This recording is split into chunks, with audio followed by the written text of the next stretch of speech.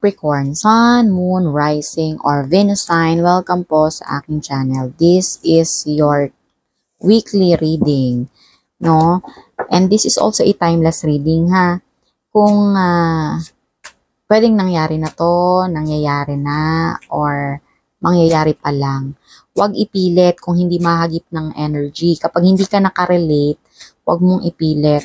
So, i-expect mo na hindi rin lahat is makakarelate ka kasi iba-ibang tao, iba-ibang sitwasyon, iba-ibang pangyayari yung masasagap na energy. So, piliin mo lang yung makakarelate ka. Yusin natin.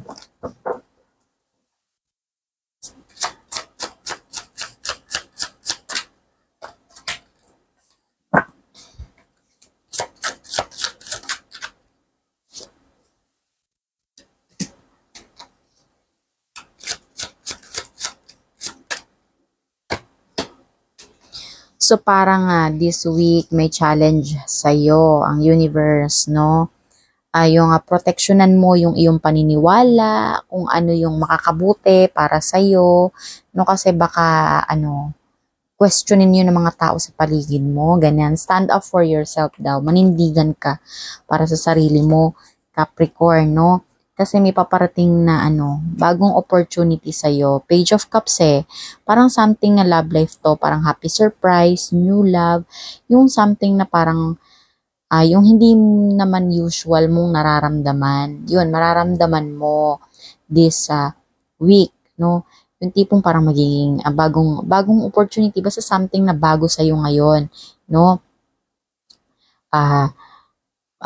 Capricorn, ganun. Kaya siguro ito, parang challenge sa'yo. Baka yung mga tao sa paligid mo dito is kaya questionin nga yon, yung bagong yon na energy na darating sa'yo, no? Kasi parang, kinikilig ka, nagkakaroon ka ng inspirasyon, no? And with the Four of Wands, no? Merong celebration, may harmony, may engagement, may happiness, may marriage, may freedom. Pwedeng iba sa inyo magpapakasal na. Or maybe yung iba sa inyo is magkakaroon ng freedom, magkakaroon na ng kalayaan. No, basta may mafe-feel ka na harmony, no? Dahil din siguro in connection dito sa Page of Cups, yung paparating na energy, no? Dun sa energy na yon is parang magkakaroon ka ng harmony, magiging peaceful yung feeling mo doon, no? Yung tipong parang may freedom. Siguro dati wala kang kalayaan. Ngayon, magkakaroon ka ng kalayaan, no? Dahil dun sa energy na yon, no?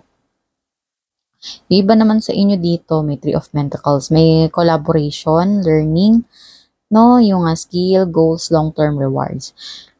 Parang dahil bago to sa inyo, so pinag-aaralan mo pa lang or meron kang inaalam na sitwasyon tungkol dito sa bagay ba to, tao ba to, no? Kung new love mo ito, so parang inaalam mo yung about sa kanya, no? Kung sitwasyon man to na bago sa iyo, inaalam mo kung ano pang meron dito. Basta something ganun, meron kang inaalam, meron kang pinag-aaralan, no? Dahil nga bago ito sa iyo, Capricorn. So, naman tayo ngayon ng other message. Wow, laging ganito.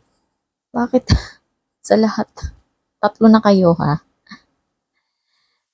Nakita mo ba to? Wish come true. Baka matagal mo na tong wini-wish, Capricorn, no? Na matupad, no? Tong feeling na ito, yung kalayaan na ito, yung kasiyahan na ito. And therefore, merong wish come true, no? Yung kakontentuhan, yung masasabi mo na, "Hay, salamat, dumating na to sa buhay ko, matagal ko nang pinagpe-pray." Parang ganon yung sinasabi ng cards. No, meron kang wish come true, may attainment ka na ma-achieve this week, no? And aside doon, kung ano man yon, kung feelings man yon, no? Dahil lang nag-effort ka siguro, meron ka nga ginawa sa nakaraan mo na siguro pinili mo yung sarili mong kaligayahan, kapakanan, gano'n, no? Inaanin mo na, kaya may wish come true, no? And dahil doon parang magdudulot din sa iyo ngayon ng financial security. Yung iba sa inyo siguro alam mo yun na magkakaroon ng financial security, wealth, no, yung parang biglang yaman, ganun, no. Or maybe, pwedeng ganito dun sa inyo, Capricorn, no, kaya ka kinikilig kasi siguro ang dami mong pera, ganun, no. Kaya yun, parang nga kine-question ka nung nasa paligid mo, na parang alam mo yun, parang ini-issue ka niya, siguro may mga ini-issue sa'yo, na bagay kasi siguro ang dami mong pera, ganyan, no? Tingnan mo, sinigundahan ka, 7 of Swords, so away-away to eh. Tapos ganito din, 5 of Wands, no? Dalawang beses na warning sign to. So kung ano mang maa-attain mo ngayon this week, Capricorn, is sinisigundahan ka ng mga cards dito na parang, ano yun, pag-uusapan kanila. Meron silang masasabing hindi maganda sa'yo. No, kasi parang kinikilig ka eh. May joy ka na nga. Cups is yung emotion and Pentacles is yung pera. Ganon. Tapos meron ka pang inaaral. Inaalam mo. Siguro para mapanatili mo itong papasok na energy. Mapanatili mo yung growth and improvement dito. And kine-question mga tao yon. No, baka dati hindi ka ganon. Tapos biglang nagbago ka. Ganon. Yung parang dahil nakikita nila yung magagandang nangyayari sa paligid mo. Capricorn, no? So, kine-question nila, no? Hinahanapan nila ng issue. Ay, nakikita mo ba yan? Away-away yan. Yan, no? Away-away. Yan, no? Competition, debates, rivalry, conflict, disagreement, no? So, protectionan mo lang yung iyong energy, Capricorn, no? Dahil sa mga magagandang mangyayari sa iyo this week, no? Pero parang yung iba is parang hindi sang-ayon na gano'n na mangyayari sa'yo is puro magaganda. So, yun yung, yung tarot reading mo for this week. Kuha naman tayo ngayon ng mindful message. Ito may paalalang mensahe from the universe.